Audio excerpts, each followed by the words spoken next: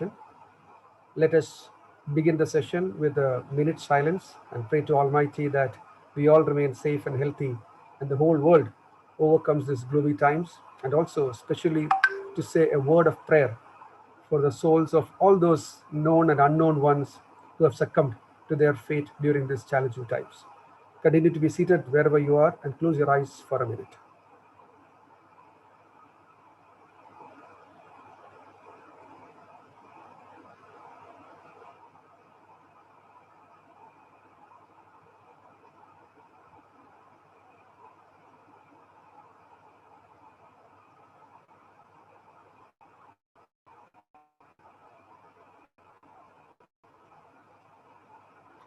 Thank you.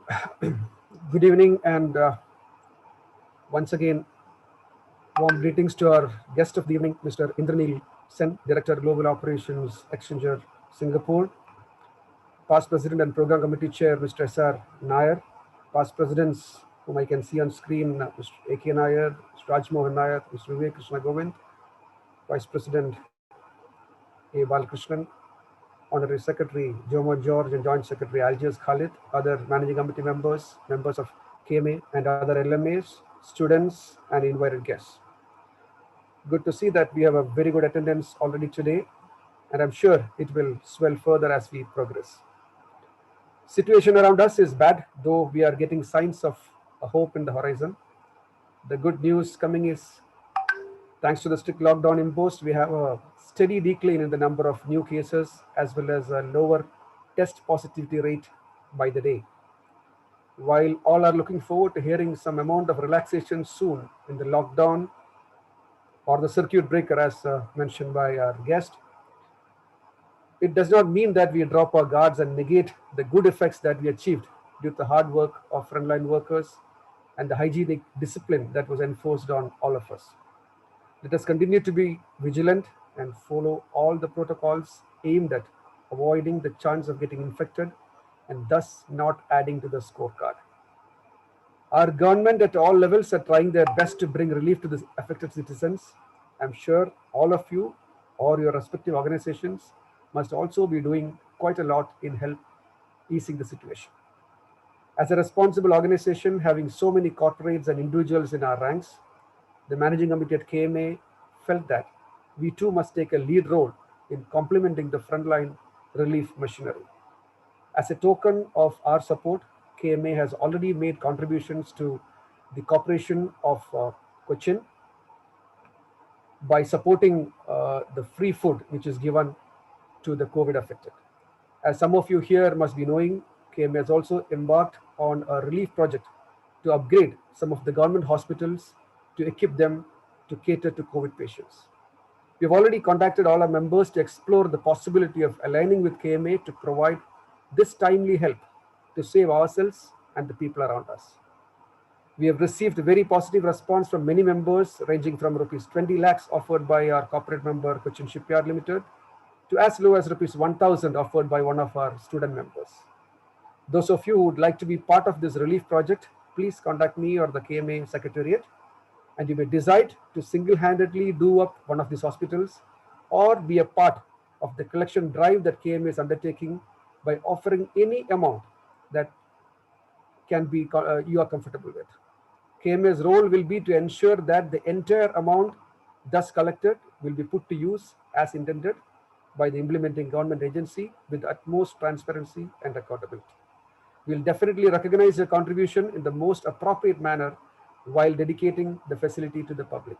So please do whatever you can, and together let us do our bit to help contain the spread of this pandemic as well as be of help to those who are affected.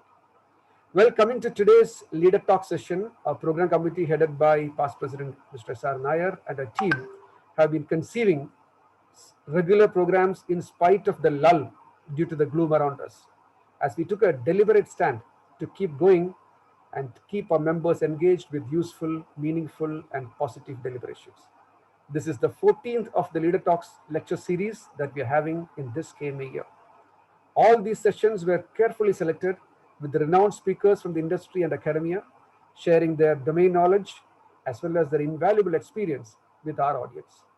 Speakers were from diverse sectors and topics were topical and timely. And today we have another session with great contemporary relevance. I must say that one of the much used terms in this pandemic and lockdown days was transformation. Transformation and adapting to transformation of business and business tools, as well as to change life situations, were something which every forum has been discussing at length. And we too had many occasions in the past deliberating on such, with various domains and ecosystems being explained. Transformations are of different forms. Most of them occur in the background in terms of technology and processes, and some of them directly affect the way in which we behave and carry out our day to day activities. A few of such transformations in the recent years that directly affected every strata of the society were found in the fields of transportation, hospitality, and logistics.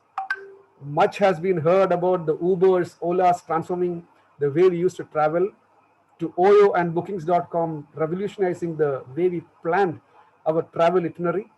But the transformation that happened to the field of logistics and supply chain was something that helped most of us almost unaffected during these COVID times.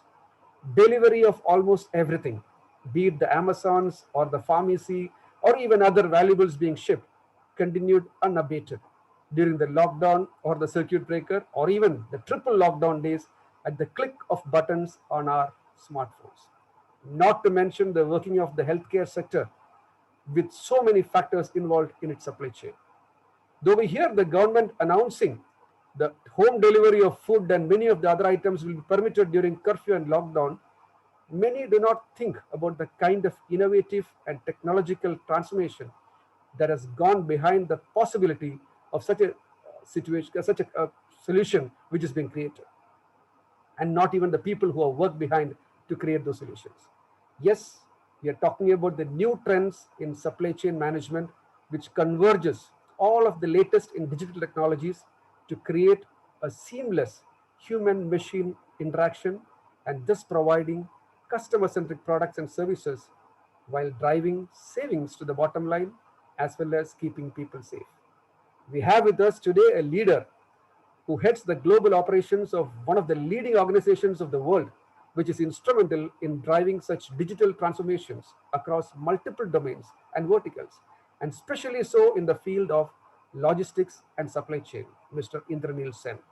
Mr. Sen, we are indeed so privileged to have you with us today to share your in-depth learnings and hands-on experience on the topic digital transformation of supply chain or logistics with our members and guests.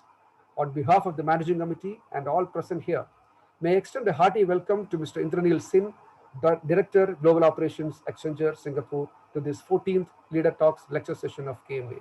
Welcome to you, sir. A warm welcome to all the past presidents present here, members of Managing Committee, Executive Committee, and all the members of KMA and other LMAs, student members, members of the media, and all invited guests to this lecture session, which is about to begin. So now to start the deliberations, let me invite our program committee chair and past president, Mr. S.R. Nair, to formally introduce our guest today and also take us through this session, including the Q&A after the talk. Thank you, and over to S.R. Thank you, President Madhav.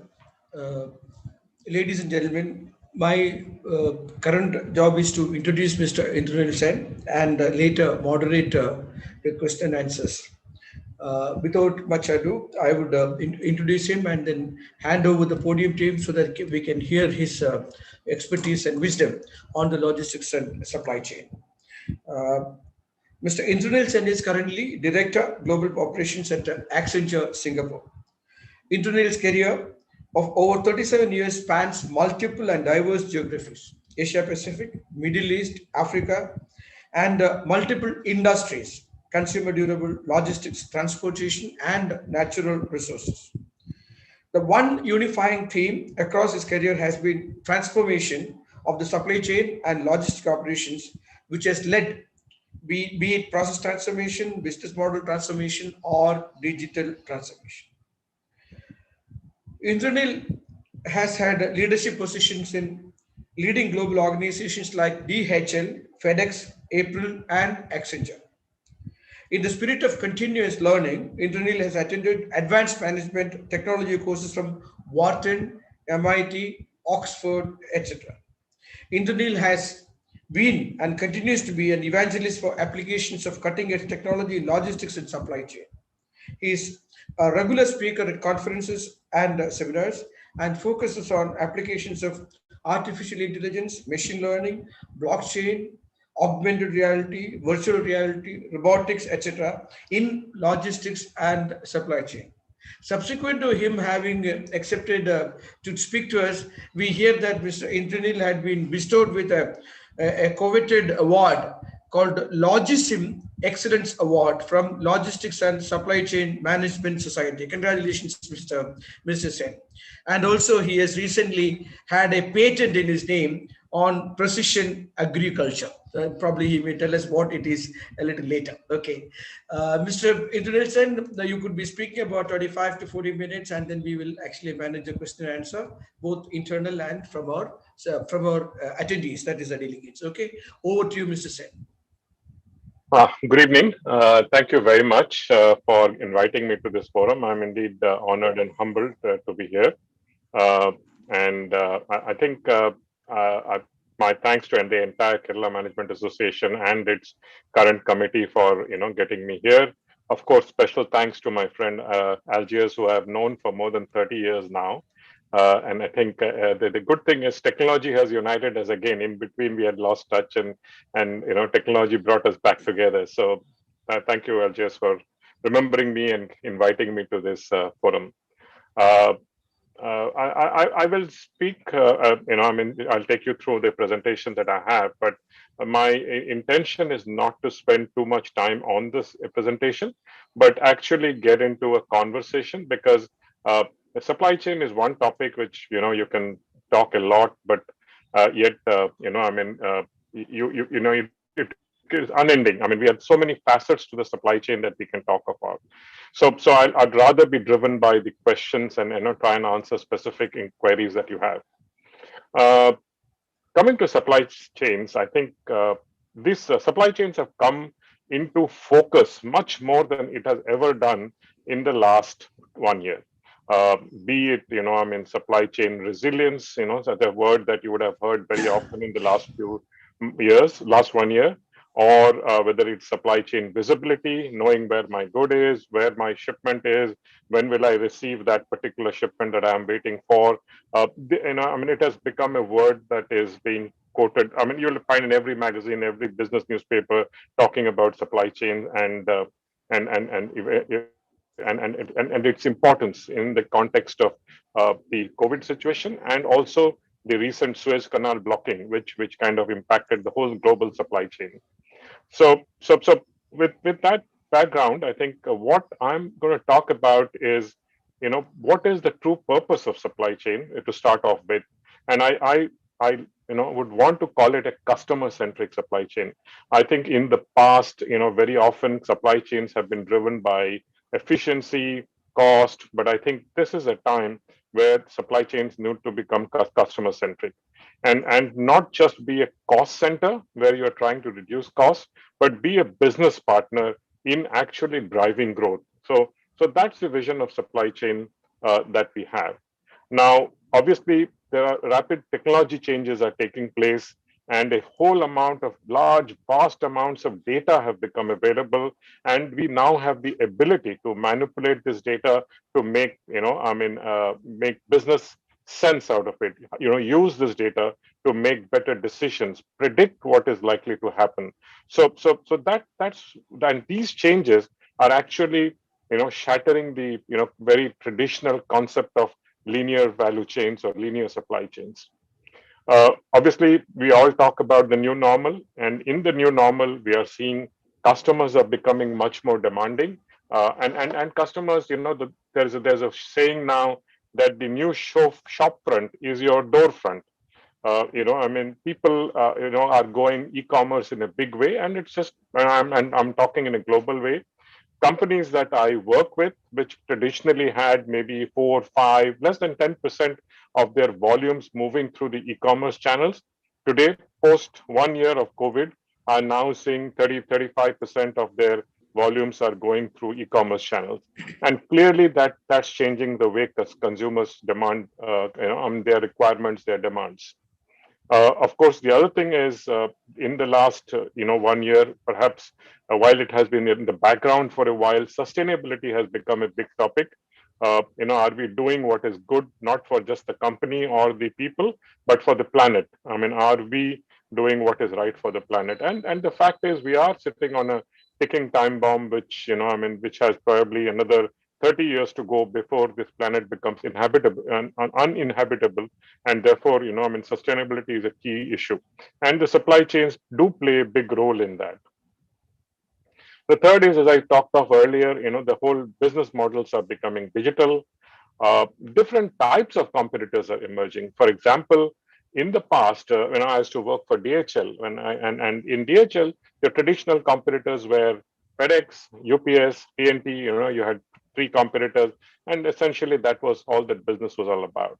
And unfortunately, that has changed. There's a new breed of competitors. For example, Amazon has got into the whole business of international e-commerce delivery. They actually have their own setup now, and they come from a completely different perspective than where traditional freight and logistics companies came from. These new competitors are also very technology savvy, much more than traditional companies, and that's also changing the way supply chains are working. And this is all leading to new ways to create value and grow. And therefore the supply chains leaders roles are also changing with all these changes that are taking place around us. Customer are becoming obviously the undisputed center of all attention.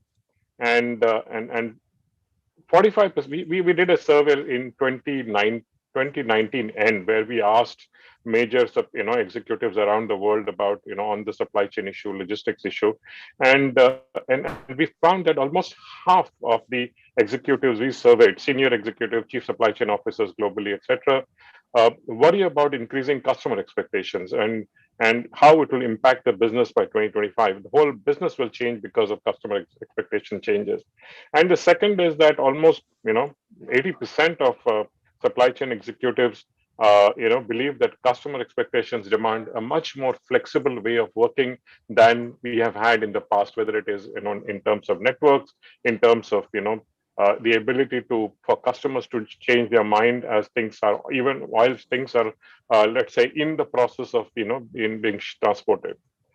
The good thing is, of course, while the customers' expectations are changing, and that is driving the whole business to change, we luckily have data.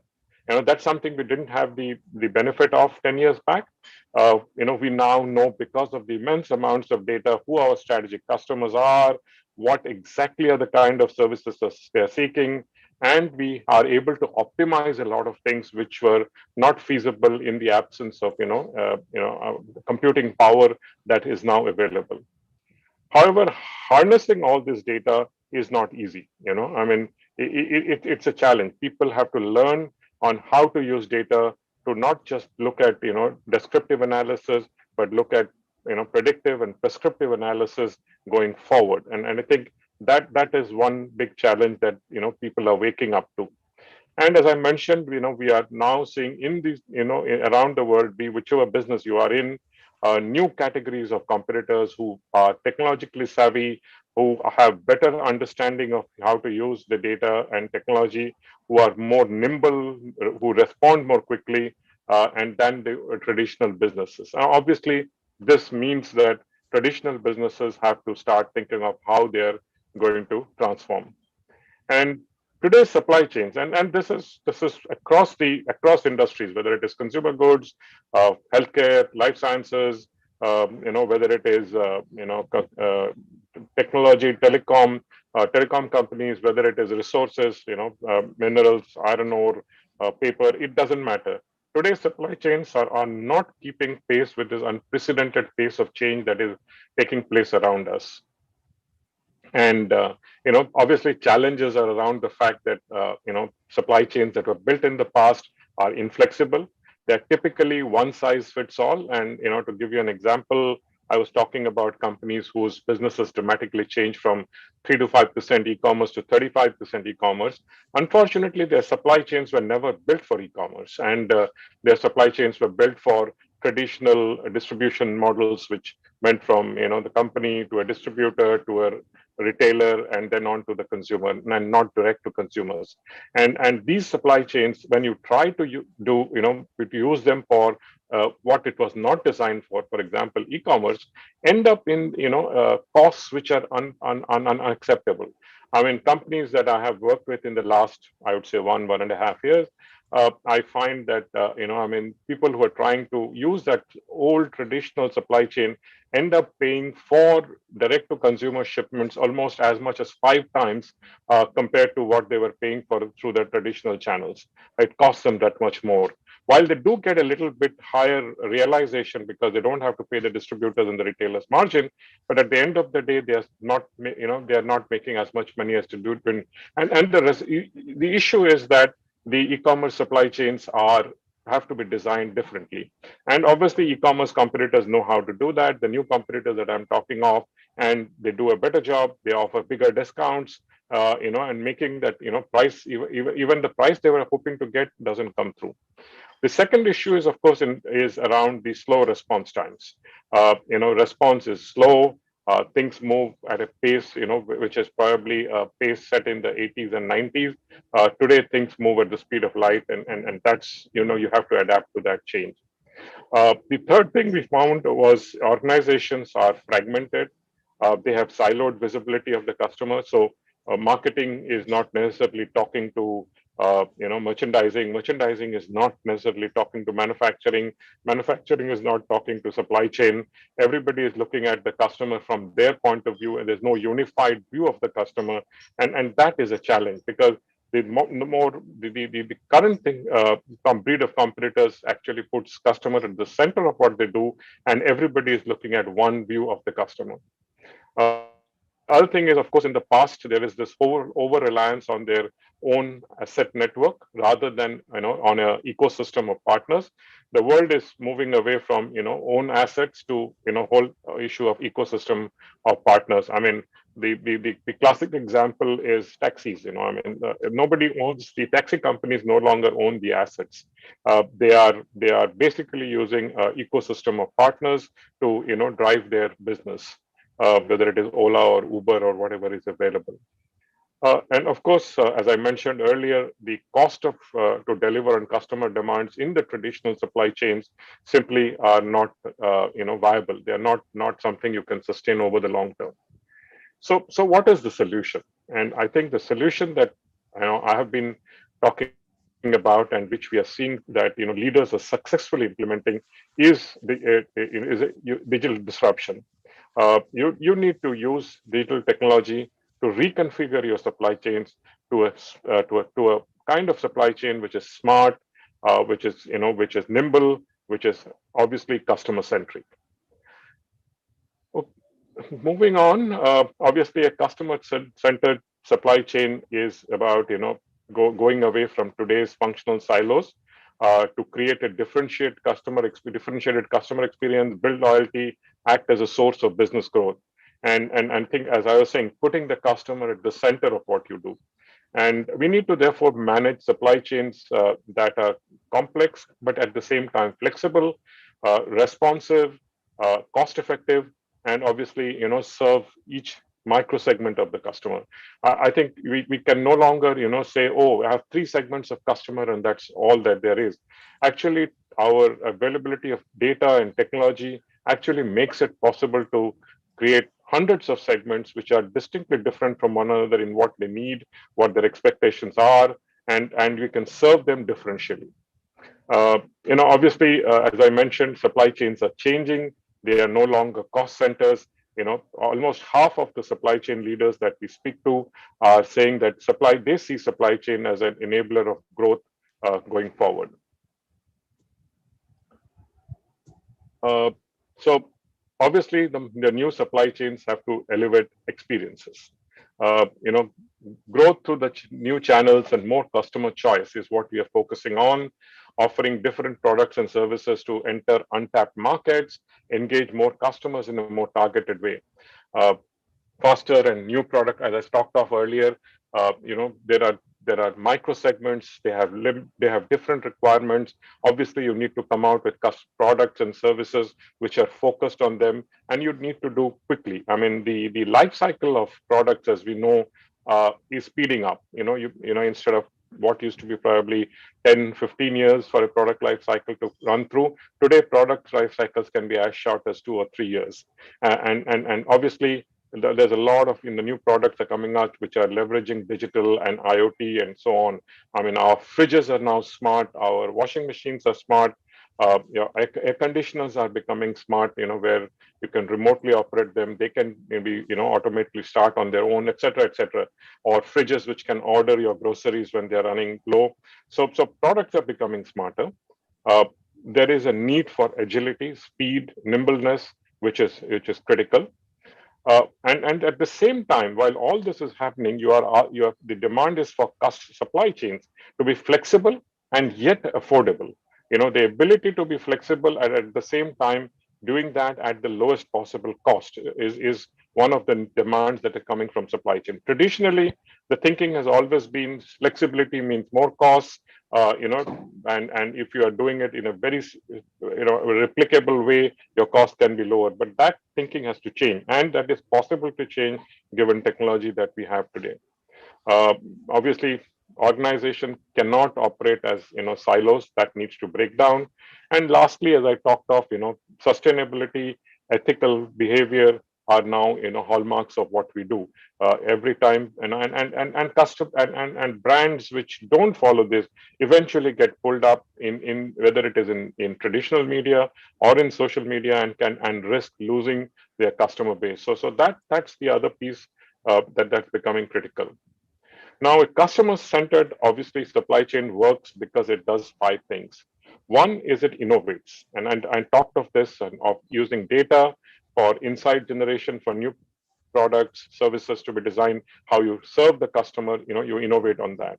Second, it connects with external parties in real time, giving you end-to-end visibility, integrated planning, and execution. So, I mean, one of the challenges which faced at the beginning of the COVID was people are saying, I don't know where my shipment is. I'm making hundreds of phone calls trying to find my shipment. Or when the Suez Canal was blocked, people said, I don't know whether my ship went through. Is it on this side? Is it? Mr.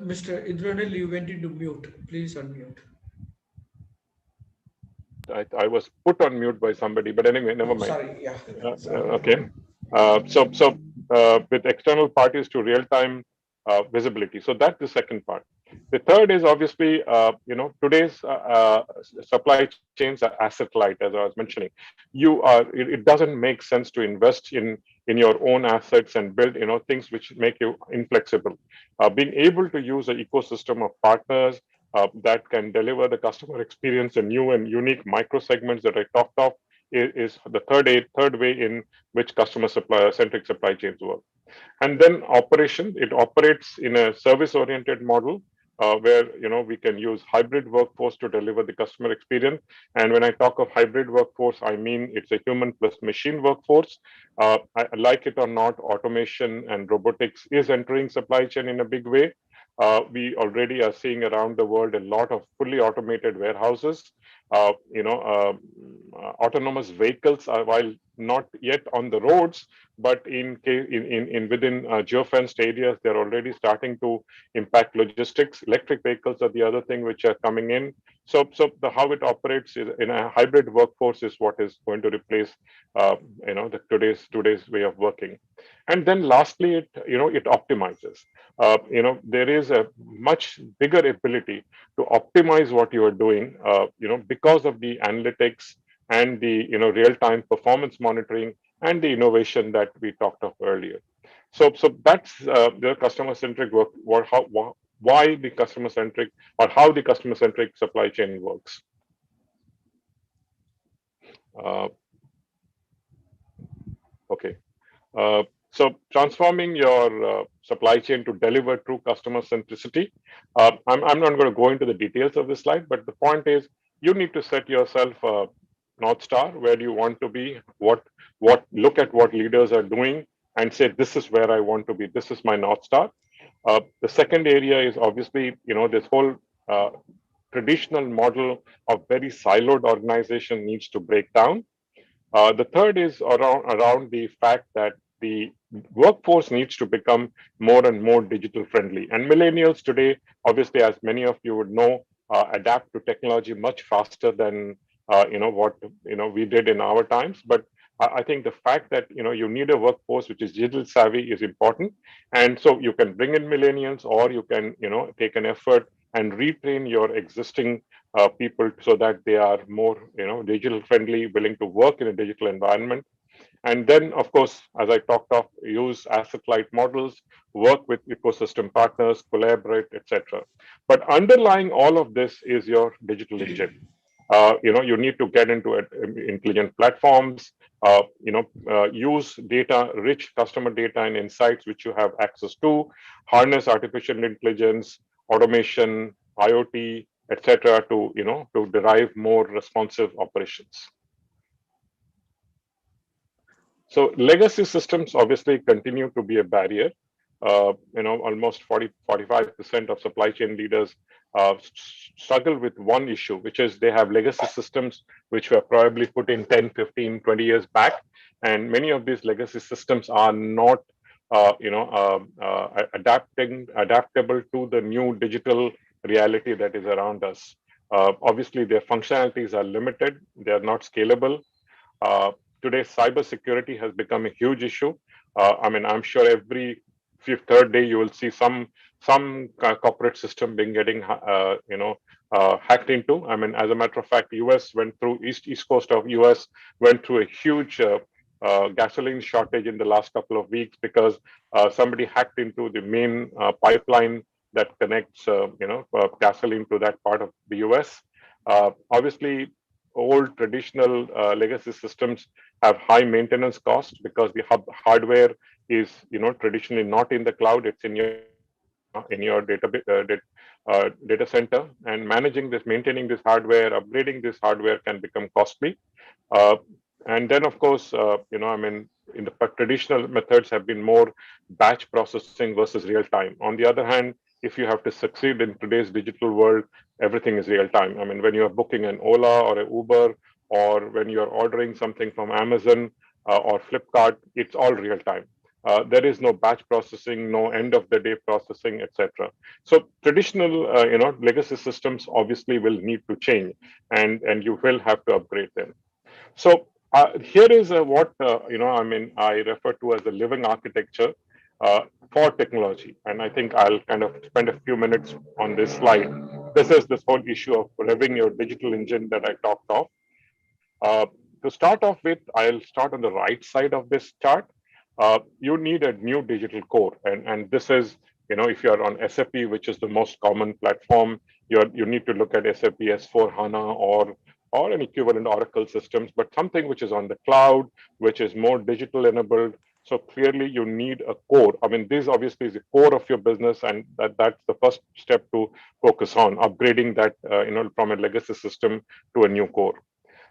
On top of that core sits what we call as connected solutions. Now, these connected solutions, are for example, supply chain planning, demand planning, supply planning, inventory planning, and there are a whole lot of connected solutions which are currently available, quite good. For example, Canaxis is a good planning tool. Blue Yonder is a good transport management system. It's a good control tower system. Manhattan Associates, for example, offers excellent, order management systems. Now, all of these are critical. And I'm not saying I'm not. There are lots of these. These are just a few examples and of partners that I have worked with. Coupa is in procurement, for example, and so that's the next step. Once you go beyond the digital core, you need to look at the connected solutions. Obviously, these all need to sit on cloud platforms, and cloud platforms become the critical part of the new architecture, the living architecture that we are talking of. Again, there's a whole lot of options. I mean, whether it's Microsoft Azure or AWS from Amazon or Google Cloud from Google, Alibaba, which is coming from China.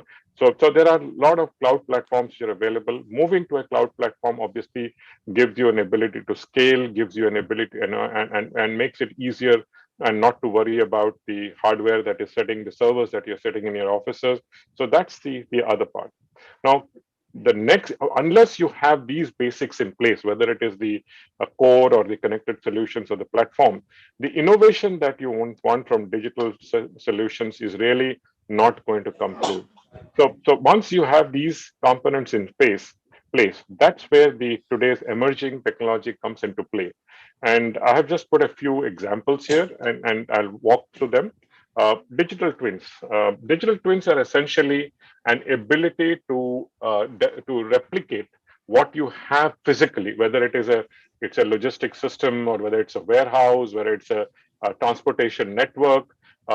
Creating that in a digital format. You create a digital twin of your operation, and how that helps is you can then use that digital twin to optimize. You can decide what's the best routing. You can do that on the twin, and then and then get the actuals to work on that basis. So it's just these are cyber plus physical cyber physical systems, as it is often referred to. So the ability to create a digital twin, play with it, do what if analysis on it, do scenario planning on it, and then go back and implement it. So that's one of the things that is, we are seeing a lot of applications in, particularly in warehousing, in logistics, in transportation, where digital twins are being used to optimize operations. We just finished off a project with a very large pulp and paper company in Indonesia, where they operate two ports. They have massive volumes. I mean, they alone ship around 400,000 containers, TEUs. They have break bulk shipments of close to 6 million tons. So they wanted to optimize this. So we actually developed a digital twin for them. We used the digital twin to debottleneck their entire logistics system. We could clearly see where the bottlenecks were, and then we told them where they need to put in additional capacity. And we also drew a long-term plan for them how they could enhance their volumes. So digital twins can actually help you optimize, debottleneck, and be used to decide on future investments that you want to make. So that's one area which I think has a big impact on supply chains today. The other area is artificial intelligence. I mean, artificial intelligence today is really machine learning, and the one of the big advantages of machine learning is its ability to predict. Most of the analysis that we have done in the past has been more of a descriptive analysis, looking at how things are today, using the data to describe what is today's reality. But where ML brings you capabilities which you didn't have is the ability to not just look at today, but be able to predict with some level of accuracy as to what is likely to happen. For example, demand planning, which is a very critical part of any supply chain, traditionally have had in anywhere between 50 to 60, 65% accuracy at a SKU location level, which today has probably, with thanks to AI ML capabilities, are now touching 80%.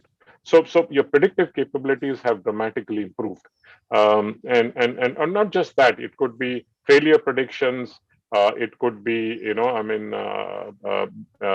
inventory predictions, how inventory levels will move. So there's a whole lot of ability across the supply chain where you can use machine learning for predictive analysis.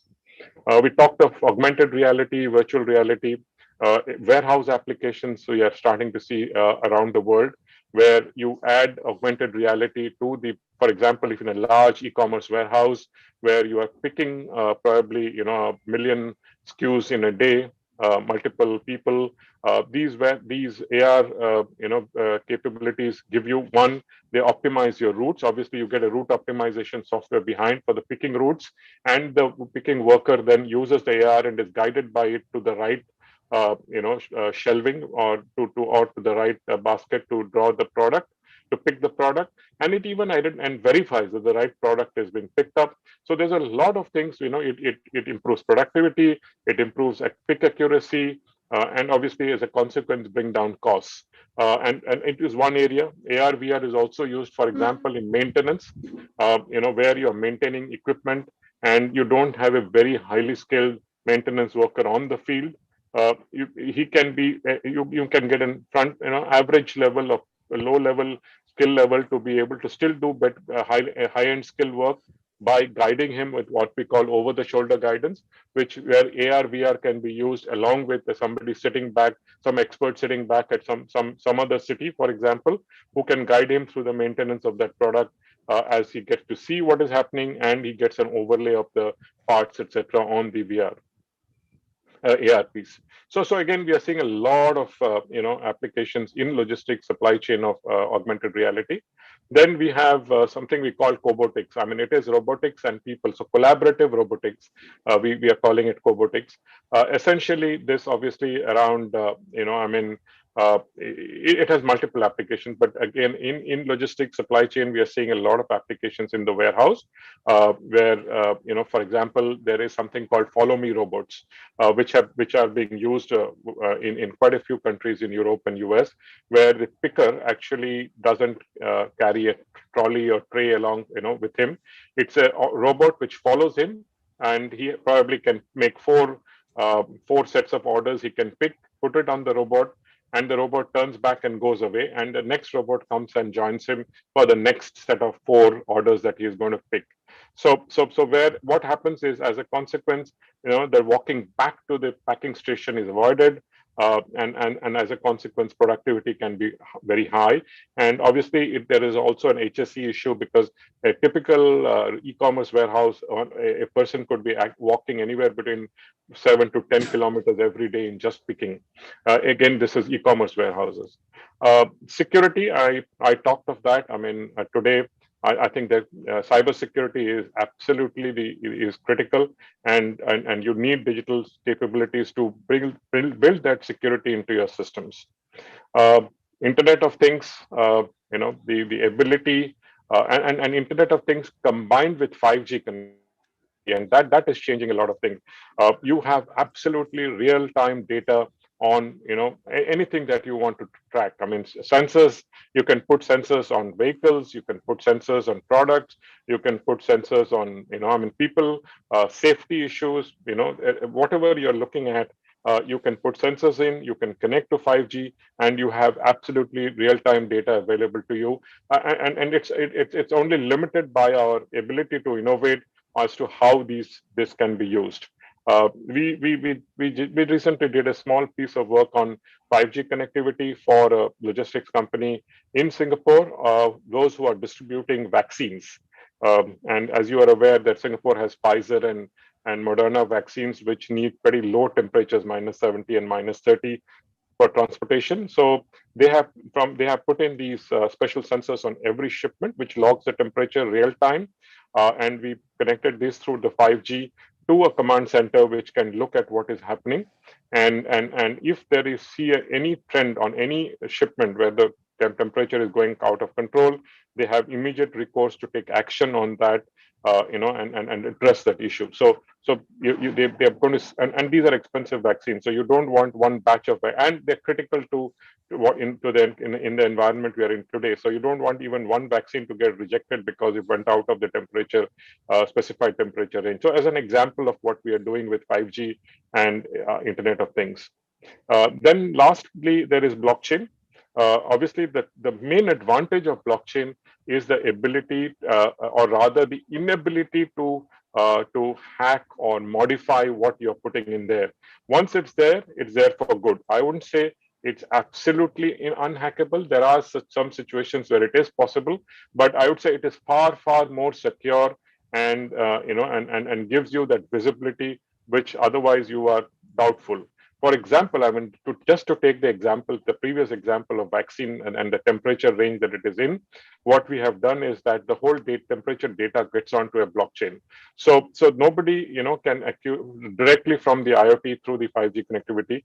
So the data is there. It's indelible. You can't change it. So if it has gone out of the temperature range, nobody can change it. Nobody can, falsify the data. So that's one major application of blockchain. Of course, there are other applications. There are smart contracts, for example, on blockchain. For example, we have some cases in the Western countries where there are payments being made based on delivery. So once the delivery is made and it automatically gets onto the blockchain, then we can put smart contracts on the blockchain so that without human intervention, payments can go out to the delivery boy, whoever he's making the delivery, who gets it on per delivery basis. These payments can be made immediately through a automated, what are called smart contracts on blockchain. There are other applications of blockchains as well. For example, I think some of the large shipping companies around the world are looking at, I think, putting BLs on the blockchain rather than having the traditional BLs. I think IBM and Maersk are the first ones to embark on that. IBM is helping Maersk to create this blockchain-based BL system and tracking of the shipments. So there are these are some of the things that are happening, and this is not an exhaustive list. I mean, there is more happening in the technology front, and then I can cover in one slide. But what is it all delivering? It's delivering better and faster end-to-end visibility, the ability to model, to optimize, to do what-if analysis, scenario planning. So that's one thing it is enabling. It's enabling less dependency on humans. So human errors are going down, productivities are higher. So it's a combination of human plus machine. Obviously, lower costs for supply chain and operations. You can now do hyper-personalized services, meaning every single service product can be virtually personalized to one individual. That's the kind of level of personalization that is possible. Everything is connected, everything is convenient, and obviously it reduces process complexity. You're not no longer worried about how the process is working because technology is there to make it simple. And then last but not the least, it's doing, all this is helping society and the planet. uh, so coming back to this is, use emerging technologies to enable customer centric services. That's the bottom line of that whole slide. We are seeing that companies which are leaders in their fields are using and leveraging technology throughout the supply chain and operating model to build, relevant products, very customized to individuals, services. And again, referring back to that survey, I mean, you'll see 80 to 90% believe that digital platforms will be used to share assets in the ecosystem. They believe the workforce will need to be transformed by automating the repetitive, boring tasks. The people are saying, people are going to planning to invest on visibility and collaboration across the entire supply chain. Big data, computing, artificial intelligence, IoT, and it can really enable real-time operations. And obviously, people think 90% of the people think that supply chain workforces seamlessly work and interact with machines. I had a few examples here. For example, using IoT to create more IoT and technology, AI, etc., to create better products. And then the other is using AR and to support a digital thread, or essentially digital tracking of product quality, product maintenance, etc. So you can create connected workforces which use AR along with human plus AR kind of augmented capabilities, whether it is to build, whether it is to move, whether it is to provide after sale service, whichever way you look at it, there's a whole area of where AR is getting used. Then you have digital twins, which can, and basically building 3D models, intelligent maintenance models, etc. So again, I'm happy to discuss this as we talk about it. I talked about blockchains, peer-to-peer trading, trade data matching, payments reconciliations. I talked of that, smart tokens, and then tokenizing physical assets, track and trace, digital twins, etc. So there's a lot of these technology, and they are being used. I'm cognizant of time, so I'll kind of speed up a little bit. The obviously this does three things. One is it unlocks value. So sales goes up, lost sales reduce, forecast accuracies improve, obsolete inventories come down, labor cost comes down, distribution costs come down, and so there is a whole lot of value that is unlocked and very, very fast.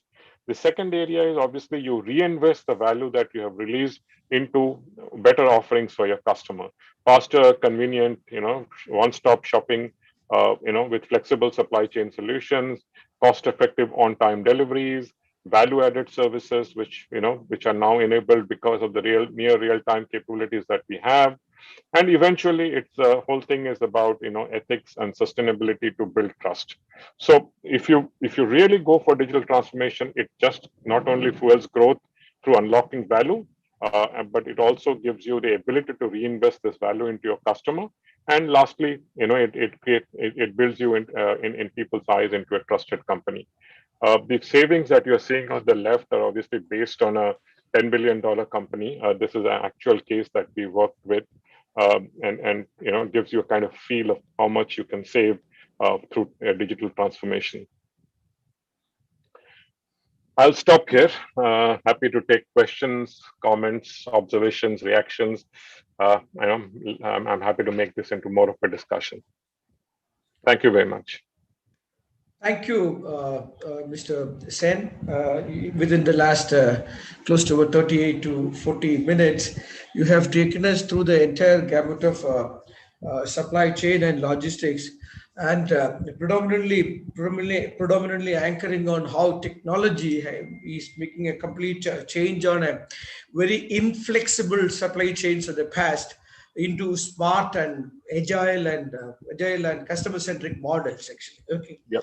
Now, if you really look at it in the past, we talked about procurement, supply, and logistics. Okay, we never used the word called supply chain. Yes. We said, okay, we buy, we make, and we supply, and we give it to the logistics, and it is taken care. And most of it had been fixed brick and mortar models, and that is what is actually taking care of it. And in the last stages of it, you have said that quite a bit of unlocking of the value in terms of price reduction, forecasting, inventory management, labor, etc., etc. Okay, I have one question to begin with, and that question is, now fundamentally we are talking about digitalization or transformation through digitalization, supply chain transformation through digitalization. Right. To begin with, doesn't it? It involves cost, capital. It really involves cost. Okay, so does it? To begin with, does it increase the cost of the product or cost of the supply? Not really. I mean, if you go back to my last slide, the bottom line is that it unlocks value. And at the end of the day, if does it not unlocking value, then you are not doing it right. Okay. So yes, there is an initial investment that you need to make, Yeah. but if you do it wisely and in a way that such that it kind of becomes eventually a self-funding exercise.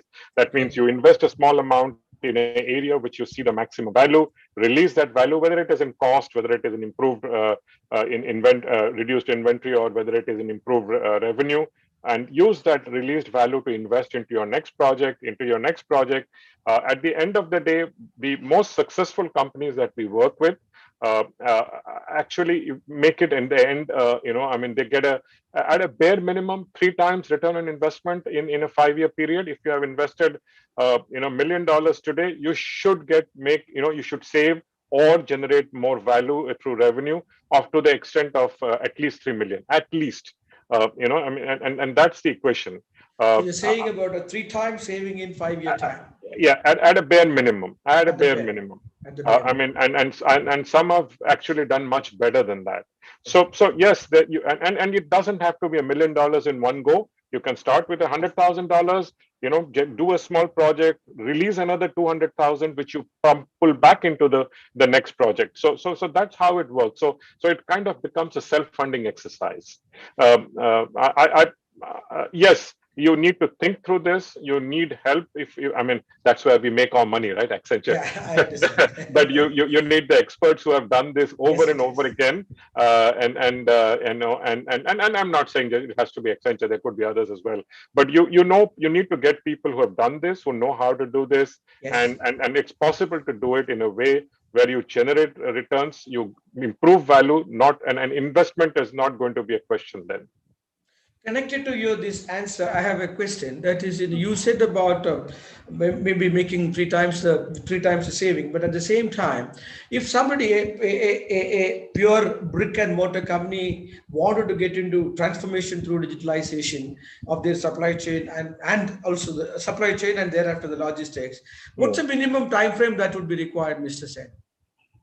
Well, from experience in the last few years, you know, the kind of work that is happening last 1.5 years, you can start off with the smallest of projects probably in 3 months' time. You know, again, I'm saying that 100,000 you invest, look at making 2 or 300,000 out of it, reinvest that money. So these are not things that you have to wait 10 years to do. And I think you know you and the other thing, I mean, which is probably not explicit in my answer, is Yeah. that you should not try to do all in a big plan in a big Okay. way, you know, and that's not the way to do, you know, in today's world. You have to be agile. You have to do it in what we are referred to as sprints. Pick up one sprint at a time, do it well, move to the next one. Yes, you need to have a big picture in your mind as to what it will look like at the end of the day. What is my North Star? Where do I want to be in 3 years' time? And make a plan, but then execute in small sprints so that you have small wins, some money to return back, reinvest, and go on. So that is the ideal way to go about it. That's a great advice because many time when people really think in terms of this and they go into the entire picture and get frightened by this or enamored by this. So it is where people like you come in and tell them, okay, take small one sprint at a time and then go into next and next and next and integrate it together. Now Yeah. I have another question. This is related to the e-commerce scenario where if you really look at it, companies like Amazon and Flipkart and Alibaba and etc., where they have huge warehouses. Huge means really, really, really huge, and you understand that, Right. okay? And that's where you're saying that all these technologies are being used, robotics, cobotics, all that what you mentioned is being used, okay? It's a new word to me today, cobotics. Thank you very much. Collaborative robotics, actually. Okay. Now, see that the challenge is, there are two ways actually the demand is met. One is, let's say, even if it is Amazon, he asks the supplier to directly supply. So he becomes a middle point. Okay, that's an intermediary. Okay, the platform intermediary, price negotiator, and moves it. The other thing is he supplies it by himself. Okay, you understand? So there is these two things actually happening now. How do you manage this, or because you said about the example of Ola and Uber, etc., where this inventory management is not there. It's a Right. real time thing, whereas in case of Amazon and Flipkart and Alibaba, there is this huge inventory management at the same time, directly meeting, intermediating between the supplier and the buyer. Okay, so how do you manage this situation, please? So I mean, these are classic examples where actually technology is helping them manage what they're doing. Okay, You know, manually it is be impossible. I mean, Amazon globally manages some, I've forgotten the number, 65 million SKUs or something, which they manage directly. That means what moves through their warehouses. This is yeah, without the marketplace SKUs, which, as you mentioned, the suppliers themselves fulfill do the fulfillment as well. I'm talking of their fulfillment which Amazon does itself, and they have perhaps one of the most advanced when it comes to using technology, whether it is in demand forecasting. They can demand forecast by SKU, by week, by country, you know, by city. They have ability to forecast, and from my understanding, talking to a few of my ex-colleagues who now work for Amazon, their accuracies are world class. I mean, that's how I okay, would put it. So that's one thing. I mean, the beginning point of any supply chain is the ability to accurately forecast what the demand is likely to be.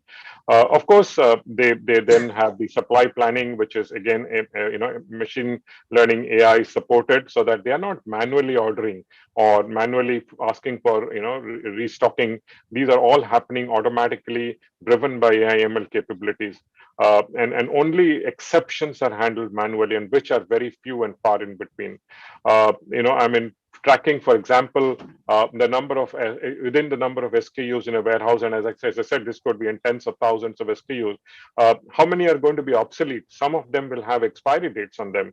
Yes. Manually, it's virtually impossible to track that, but the system throws that up, and maybe a month before or a week before, depending on the product, and says you need to mark down this product now. This is when you go and discount this product, otherwise you will, you're going to. And as a matter of fact, many of these have actually, they don't even do a manual markdown. The machines themselves do the markdown. They recommend the markdown. It goes straight to the merchandising, which then goes on to the the front end, which is the website.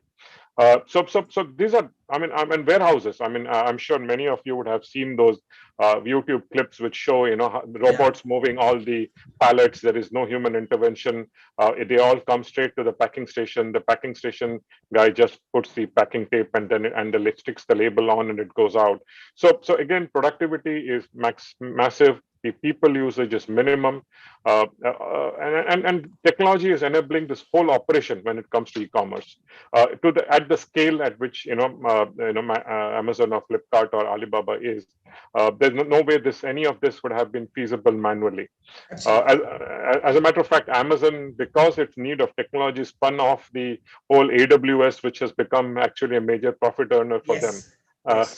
So it started off with e-commerce, and then realized how important technology was, and spun that off into a separate business. So coming back to the question, yes, technology is the most important critical input there, but they had one advantage. They didn't Okay. start with a brick and mortar. They Yeah. started with this model. Yeah. So that transformation is more difficult than when you are starting from scratch, because you are now Absolutely. building everything based on a model that how what you in the end you build it from scratch. And when you are already in a brick and mortar business, and that's where people like Walmart initially struggled with, in terms of converting their brick and mortar business into a hybrid brick and mortar plus e-commerce business. And they have one of the companies who has successfully done that is Walmart in the US. Yeah. But it took a lot of effort and a lot of investment from them in the initial phase, but now they are reaping the benefits of that. Okay. Mr. Sen, a lot of our students, lots of our participants, a good percentage of the participant in this are students, management students predominantly. Right. Okay, and they hear as soon as they enter into their learning the B school or into the B school or learning, they hear a lot about logistics and supply chain. Okay, and then hardly they have any idea as to whether they are entering into and what is the linkage of this with technology, etc., etc. But all of them are looking out for making out a good and a big career in supply chain. What is your advice to them, Mr. Sen? Okay, let me start with a little story, Yeah. Mr. Okay. Nair. Good. Yeah. I when I did my MBA, and Yeah. I joined the same company that Algiers used to work for, Yeah. and Algiers will remember I was in fan division. Yeah. When I joined the division, the first thing that I was told by HR is Uh, that I'm being put in the logistics department, and I'll have to okay. sit in the warehouse, and Okay. and I was so upset. I I came understand. and I was a fresh MBA out of school. I'm talking of the 1978, when Yeah. warehouses were not well lighted nor well ventilated, Yeah. and it had a small office in the one corner. And I Hot, was told, humid, and hot, dusty. Hot. hot, humid, dusty. Yes. You are not you are dealing with workers. So I was very upset, Okay. I remember going back home and telling my father that I'm going to resign. I don't like this job. And no, it's true. This is actually what happened. And he said, Excellent. well, if you don't like it, change it. That was his advice. And as a matter of fact, my whole journey that I talk of, and which you mentioned, is transformation.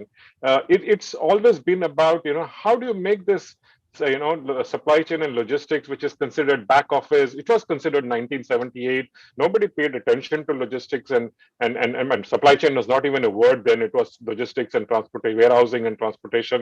How, Yeah. how do you make it, the center of the business? How do you make it critical? And I think today the technology has made it so. Yeah. As I said, today, instead of being a cost center, which it was 5 or 10 years back, technology and it has made supply chain the center of the business, the function which really can drive growth, and profitability in an organization. And if you're not doing a good job with supply chain, you are really in trouble. And in e-commerce, this is more true than anywhere else. I remember in an interview, Jeff Bezos talked about he was asked, this is early in his career before AWS and all that turned up. He said, what is your business? And he was not making money at that time. Yes. And he was asked, what is your business? How do you define yourself? Are you a retail store? Who are you? And his answer was, we are a supply chain business. And yeah, and that was his answer. He Correctly. said, our business is supply chain. We are basically reducing the friction within the supply chain that exists today, and that's how we are going to make money. Yes. So yes, it has changed. It was not the best place to be in, probably even 10, 15 years back, but that has changed. I think if I may use the word, it has become, sexy in that sense, Yeah, like fish. marketing. Like marketing, marketing Yes. was always everywhere. All the MBAs wanted to go, but I Yeah. think supply chain is at least, if not better, coming on par with that. Okay. Great answer and very anecdotal too. Thank you very much because that touches the heart when you tell about your own Yeah, story. no, yeah. Yeah, I understand. Yeah. Now, see, you have said that the growth of e-commerce is almost from 5% to 35% of the commerce that is happening and still going forward. Now, traditional warehousing models, etc., are not able to catch up with that and technology being used. What is your predictions about the growth of e-commerce in times to come, Mr. Sen? Uh, I wish I knew. I would invest in the stocks that I would predict on. But unfortunately, I mean, it's a difficult thing to answer. I think the fact that e-commerce will grow and will Yeah. continue to grow faster than brick and mortar, there is no doubt. Yes. Okay. I mean, customers, the pandemic has probably accelerated what would have taken 10 years is now happening in a year's time. Yes. And it's accelerated that trend. So that is for sure. Will brick and mortars go out of fashion? I don't think so. And I do believe that experiencing the product, touching and feeling will still remain important and critical. But what will happen is often what is referred to as omni-channel fulfillment. That Yes. means I go to a store, I like something, I order, it'll get, and I touch and feel. Doesn't matter if it is there in stock or not, it'll come to my home next day from wherever it is coming. Or I order on a e-commerce site. I should be able to go to the store and look at the product when I take delivery, over the weekend after I ordered. So I think this intermixing of experience across the brick and mortar and e-commerce is what I believe is the long-term future of retailing. Okay. I personally don't think that brick and mortar will go away because there are many things you want to touch, feel, see, smell. I mean, the texture of the food and all that matters. Before you buy, you want to go and see it. So the merging of these two streams is where I think the future is. The omni-channel, whether it is omni-channel fulfillment, omni-channel logistics, whatever you want to call it. Okay. I have a question from Mr. Balakrishnan, who is a vice president, also the director at Geojit Financial Services Limited, which is country's one of the leading stockbroking organization. He is asking this question, Mr. Sen. He is asking, while going back from globalization is difficult, political leadership started thinking of localization of manufacturing and self-sufficiency. Trade wars, international politics, tariff, customs, duty controls, and now pandemic had accelerated the accelerated thought process on the localization. In your view, what will be the impact in supply chain industry if such a situation emerges even in some part of the world? Is it a major disruption factor, Mr. Sen? I think one lesson that I mean, globally organizations have learned coming out of this pandemic Yeah. is that chasing efficiency alone can be very risky. I Yes. think what had happened in the past is people have chased efficiency, cost efficiencies, whether it is in product manufacturing or whether it is in supply chain. And for example, China has been had become the factory to the world because Yeah. everything was the cheapest to manufacture. They are cheapest to ship from there. So there was this whole blinkered focus on achieving a supply chain efficiency. I think that is going to change. Companies are now going to wake up and say, hello, I think supply chain resilience is equally important. If something happens to country X where I have my manufacturing, do I have another source of manufacturing to take me beyond 1 or 2 weeks, which I might be able to today because of stocks take care of. But if it becomes longer than that, what should I do? As a matter of fact, one of the surveys that I had seen had most supply chain people said that they did not have a contingency plan where disruption lasted beyond 2 weeks, meaning nobody had planned for this pandemic. They had planned for some disruptions. They had contingency plans, business continuity plans for disruptions which will last maximum 2 weeks to a month. But beyond that, nobody had visualized. And I think today what is going to happen is companies are going to start thinking about long-term disruption, and therefore the need to build resiliency into the supply chain. And that might, might drive a change in how manufacturing was distributed around the world, where Western countries virtually had everything being manufactured in Asia. That will change. But as your colleague rightly said, I think globalization is here to stay. And it's unlikely that it is going to, everything is going to be segregated or isolated as it was in the 70s or 80s. I think that's not going to happen. But a rethink on where you put your factories, where you pull them out from, is going to happen with moving away from a single focus of efficiency to a balancing between efficiency and resiliency. It's a often question. Sitting in Singapore, which is really the intermediary between the West and the East, one, and managing crores of dollars worth of trade, and seeing the tariff wars happening in between, etc., etc. Have you seen any major disruption in China's leadership in supply chain provider? Uh, uh, yes and no. I mean, yes, there was a temporary phase when things had slowed down. Some products were not getting shipped. But I think and there were there are particular commodities where there were certain issues. But I think on a broader basis, I think the center of gravity, which is essentially for the last century been between United States and Western Europe, is shifting. The center of Yes. gravity of economics or global economics is shifting to the east. That there is no doubt on that. And I think a rise of China and India and in general Asia is a given. Now, the time frames is something we can debate. Whether it is next 10 years or next 20 years, I don't know the answer. But the center of gravity of economics is definitely shifting back from the West, where it has stayed for the last 150, 200 maybe years, to back to Asia, which where it used to be historically. Okay. Mr. Indranil Sen, actually, for the last 60 minutes, you have been continuously speaking, and we have been on for the last almost about 75 minutes, actually, with the President's address inclusive. Now, thank you very much. I must also thank Algiers for the opportunity, because I have never known that a person like you sits in Singapore, and since he knew you and we have been able to get connected. Thank you very much. You said about the customer centricity in the whole process, everything shifting into the customer, the focal point, as I will use your own word called center of gravity getting shifted to the customer. Okay.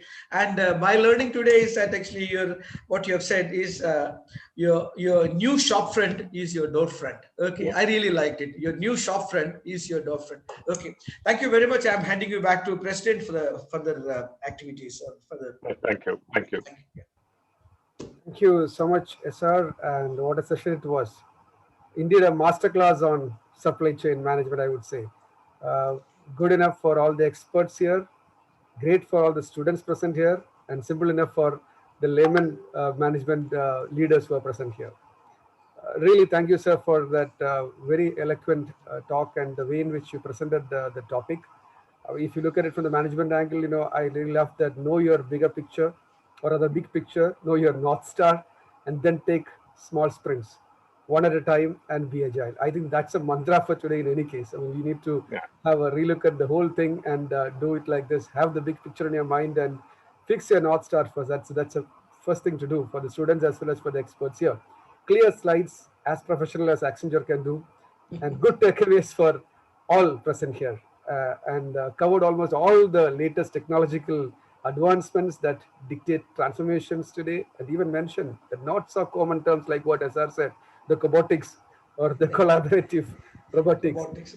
inspiring the students also by quoting your own experience to choose a branch of their career to pursue, putting supply chain at par with marketing. Wonderful. That's also the right thing which you did. And the omni-channel fulfillment, the future of the industry, which you mentioned also, really, really profound, I must say. Thank you so much, sir. And I must thank Algiers for this. Algiers, a word from you before I move on, because you are here. You have to personally thank him also for coming over and presenting this to us. No, pleasure is entirely mine. Algiers, a word from you. You have to unmute. You muted. Algiers, you're muted. Please unmute yourself, Algiers. Algiers, unmute. Okay. Actually, past President SR and Madhav has used all the adjectives, and I think there is nothing more left to describe the talk today. I think, Indranil, you so beautifully articulated the rapid technological changes and the linear value chains to deliver true customer centricity. Fantastic. I think great to know that digital technologies are taking the supply chain management into a new era, actually, merging converging both customer as well as the physical as well as the digital world. Artificial intelligence, augmented reality, cobotics, IoTs, blockchain, whatnot in logistics. My God, I could never think about it when I was management trainee 30 years back as a junior to you in the company. It was great to reconnect again with you. Thanks to KMA for giving this opportunity and inviting Indranil for this talk, the 14th Leader Talk. I should also congratulate Indranil for the patent which he got last week for the systems, methods, and apparatus for management of agricultural resources by the Patent Director of Singapore. Indeed, a commendable achievement. And I also saw in your LinkedIn trailer you got some recent award. I mean, I'm really proud of you, and I really cherish the association which we had and vividly remember it. I think thank you, KMA, thank you, SR. You did it also fantastic. I think as always. Yeah, vote of thanks. I only asked you to thank Indranil for launching your friendship. I think the Q&A also was so good. I think it was worth thanking SR also for beautifully doing it. Thank you. Thank you. Thanks a lot for getting Indranil and using your friendship to bring him to KMA. Very nicely worded. Thank you so much. And before I hand it over to our Honorary Secretary for the vote of thanks, let me remind all those present here, we have the next program coming up on 4th of June. That's a Friday. We have the 6th StartCon session, which presents the startup entrepreneurs of our times. We'll have two young people who are siblings, Devan and Devika Chandrasekhar, co-founders of Fuselage Innovations, an agri-tech startup, which is just off the block, but having already secured multiple grants from various organizations, ranging from the UN to the central government and to the private sector TCS. And they have secured a slot to be featured on the KMA StartCon series just within 10 months of launching their venture, helping agriculture using drone technology innovations. Don't miss it. It's on 4th of June. That's a Friday at 6 p.m. The siblings Devan and Devika Chandrasekhar. Okay, that's on 4th. Now it's over to our Secretary, Honorary Secretary, CA Joman, for the formal vote of thanks. Joman. Thank you. Respected President of KMA, Madhav Chandran, Program Committee Chair, SR Nair, and I think I should very specially address Algiers Khalid, a very dear friend of our very, very learned speaker this evening, Indranil Sen. Sir, Indranil, in Malayalam, we call it Indranilima. SR, who coordinated the session, is a very great fan and he speaks lots in Malayalam. Indranilima is a very, very divine concept, and you brought that divinity into the whole process this evening. other managing committee members, and the 100+ participants who are still with us. Great turnout, and basically, as SR said, it's because of the topic, and then you proved to be the speaker for a topic like this, digital transformation in the supply chain. That is the in thing. Before I say anything, Madhav, I think I hope you would also recall a couple of years back when we were in Delhi for an IMA meeting, we had the interaction with the then IMA president, Sanjeev Mehta, who is the HUL MD, as you know, where he very specifically said, times are changing, digital is in. I'm not doing anything that many of the things I've not been doing for maybe 5 years back. But I make it a point, SR, he said, I make it a point to spend at least 10 to 12 hours every week with my digital counsel. And this evening, very rightfully, with your inputs, you turned out to be the digital counsel this evening for KMA on how supply chain and the new scheme of things that brick and mortar slowly have to be changed. And always we used to talk about the big vans moving on and the trucks moving on and all that, but then that still logistics have to be very, very quite synergized with the technology that brings in the new supply chain management. A great evening for KMA and great participation. And I hope that Senji is quite convinced that we mean business even in these times of difficulty, adversity. We are engaging our members. Thank you so much for that. Yes, that means a lot for the president and every one of us here. And we are engaging the members, and you would be happy to know that the texture of the audience is that about 60% of that are aspiring management students. It's very important that because KMA means working on them, it means future for every one of us. And the new insights we have brought about this evening is great, and then inspire them. And one thing I liked about this, the legacy baggage. Every organization today, I think, is having huge trouble. In our profession, I'm a chartered accountant by profession. In our profession also, the legacy is blocking something was new because they're not able to cope up with the new trends and the new dynamics. Everywhere that's happening. So today it has become a cliche to say that it's not the big taking over the small.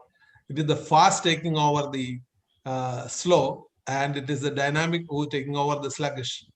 And that is in a very, very clear message. I think that was a catch point. So thank you so much for spending your valuable time. Your digital background is quite suggestive of how advanced you are on technology, and great show. So thank you so much from every one of us here, the president and the entire managing committee. And to SR, as usual, seamless coordination in editing the questions, and Senji's very focused answers really made a lot of sense as we rounded up the session. The president, great show. Proud to be in your team. Algiers, you should have ideally proposed a vote of thanks. And you do it better than me always. Yeah, no. Don't you worry. You're doing it for the second time. Algiers has done vote of thanks, and now you're doing it. Senji, Algiers is slowly unleashing his power into KMA. He is new to KMA. He's only 1 year in, but then the connects are, we understand now. Thank you, Algiers, and every one of you there at the Secretariat, Jojo, Padma Umar, Prajit, every one of you for having this done without any technical hitch. And the president always says, Senji, that we have a specially curated memento for you, which would now be displayed on screen, and then it will be physically sent to you. Prajit, are you there?